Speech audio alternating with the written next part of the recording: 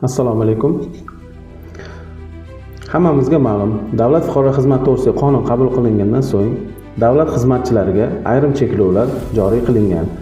Bulardan biri qishloq xo'jaligi yerlaridan foydalanish, ya'ni fermer xo'jaligi yoki dehqon xo'jaligi rahbari bo'lish cheklovi mavjud.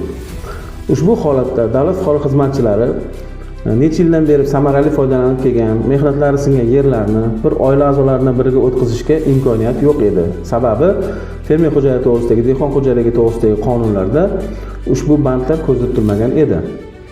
Bugungi kunda xususiy mulk huquq kafolatlarini yanada kuchaytirish, qishloq xo'jaligi mo'ljallangan yer uchastkalarini samarali foydalanishga qaratilgan qonun loyihasi deputatlar tomonidan qabul qilindi.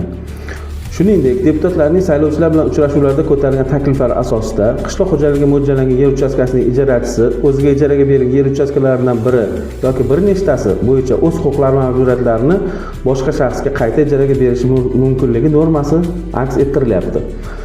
Ushbu qonun normasi Senat tomonidan ma'qullanib, prezidentimiz tomonidan imzolangandan so'ng kuchga kiradi.